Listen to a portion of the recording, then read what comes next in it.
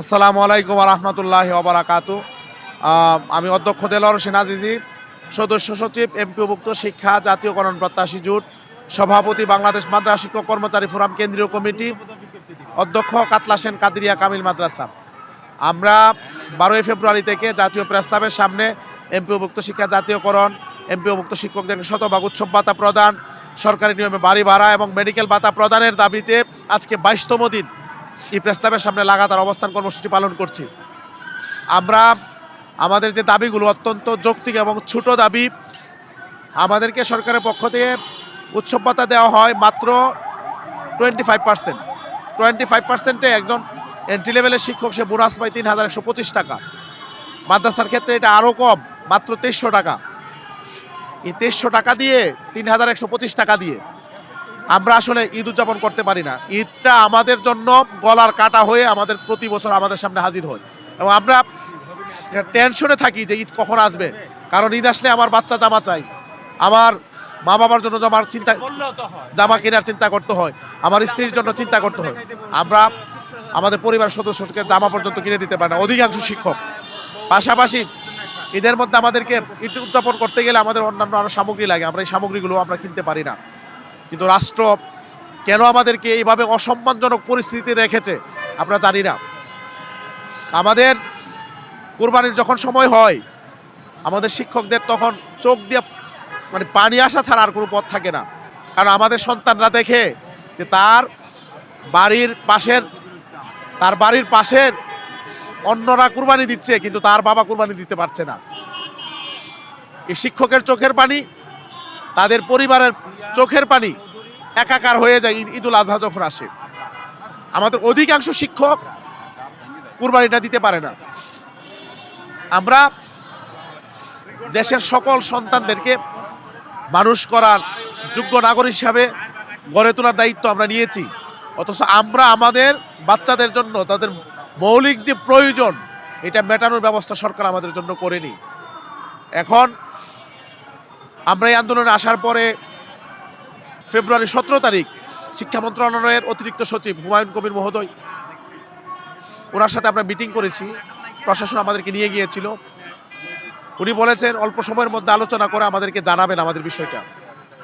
27 ফেব্রুয়ারি যুগ্ম সচিব কাজী আব্দুর রহমান মহোদয়, ওনার সাথেও আমরা প্রশাসনের পক্ষ থেকে আহ্বান পেয়ে আমরা গিয়েছি, কথা বলেছি। উনিও বলেছিলেন অল্প সময়ের মধ্যে সমাধান করবেন, কিন্তু এখন পর্যন্ত কোনো সমাধান হয়নি। আজকে 22 দিন আমার শিক্ষকরা এখানে খেয়ে না খেয়ে, তারা ইফতারি পেয়ে না পেয়ে এই ধুলাবালির মধ্যে মানবতর জীবনযাপন করছে। অনেক শিক্ষক না খেয়ে এখানে থাকে, থাকার জায়গা নেই, খাওয়ার জায়গা নেই, ওয়াশরুমের জায়গা নেই। এরপরও শিক্ষকরা অনড়। তাদের বক্তব্য হচ্ছে এই সরকার যেহেতু আমাদের শিক্ষার্থীদের রক্তের উপর দাঁড়িয়েছে, সুতরাং তাদের একটি দায় রয়েছে এই শিক্ষার্থীদের যারা শিক্ষাগুরু, তাদের দাবি দেওয়াগুলো প্রায়োরিটি বেসিসে পূরণ করে, এটা তাদের দায়।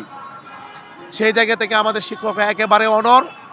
আমরা সিদ্ধান্ত নিয়েছি যদি আসন্ন ঈদুল ফিতর থেকে শতভাগ উৎসব ভাতা প্রদানের লক্ষ্যে অবিলম্বে শতভাগ উৎসব ভাতার প্রকল্প জারি না করা হয় এবং আমাদের বাড়ি ভাড়া এবং মেডিকেল ভাতাগুলো সরকার কতটুকু বাড়াবে এটা যদি স্পষ্ট না করা হয়, আমরা সিদ্ধান্ত নিয়েছি আমরা আমাদের বাকি পুরা রমজানটাই আমরা এখানে কাটিয়ে দিব এবং আগামী ঈদুল ফিতরের যে নামাজটা আছে, আমরা আমাদের মাননীয় প্রধান উপদেষ্টা ডক্টর ইউনূস স্যারের বাসভবনে আমরা যমুনার সামনে আমরা পরে প্রতিবাদ জানিয়ে পরে আমরা বাড়িতে যাব।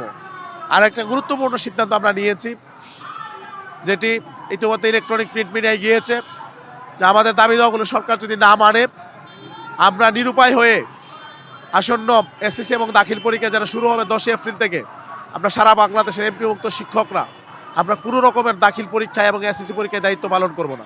আমরা এই পরীক্ষাগুলোকে সম্পূর্ণরূপে আমরা বর্জন করব। আমি আশা করি সরকারের শুভবুদ্ধির উদয় হবে। সরকার আমাদের এই যৌক্তিক দাবিগুলো মেনে নিয়ে অল্প সময়ের মধ্যে আমাদেরকে আমাদের শ্রেণীকক্ষে, আমাদের সন্তানদের কাছে, আমাদের সন্তানতুল্য শিক্ষার্থীদের কাছে ফিরিয়ে যাওয়ার তারা ব্যবস্থা করবে। আমরা 2022 সালে ঈদের দিন মাওশিতে ঈদের নামাজ পড়েছি, আমরা এখানে মানববন্ধন করেছি, কিন্তু আগের সরকার তো আসলে কারো কথা শুনে নাই, যার কারণে আমাদের কথা কেউ শুনে না।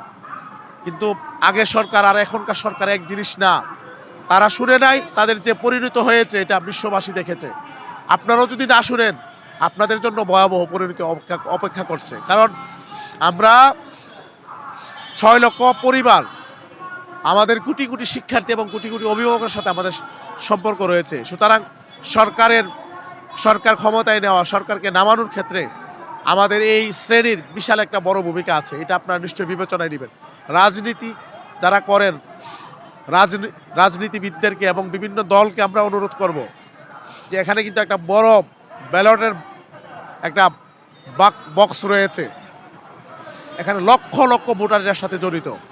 আগামী দিনে যারা রাজনীতি করবেন বাংলাদেশে, শিক্ষকদেরকে ইগনোর করে, বিশেষ করে এমপিভুক্ত শিক্ষকদেরকে ইগনোর করে আপনারা আপনাদের যে বৈতরণী, নির্বাচনী বৈতরণী, এটা কিন্তু পার হতে পারবেন না। সুতরাং শিক্ষকগুলোর পাশে দাঁড়ান, তাদের যৌক্তিক দাবির ব্যাপারে আপনারা আওয়াজ তুলুন।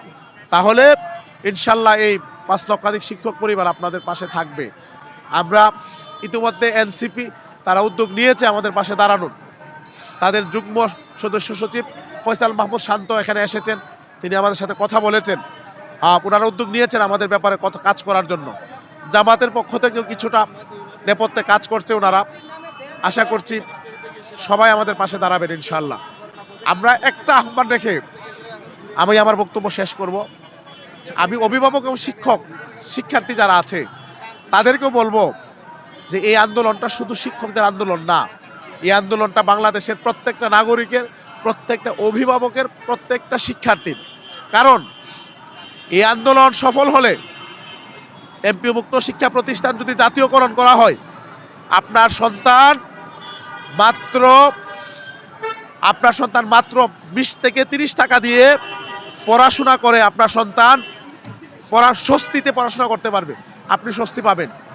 আর যদি আন্দোলন সফল না হয়, আপনারা এখন প্রতি মাসে ২০০ থেকে ৩,০০০ টাকা পর্যন্ত আপনাদেরকে এমপিভুক্ত প্রতিষ্ঠানে বেতন দিতে হচ্ছে।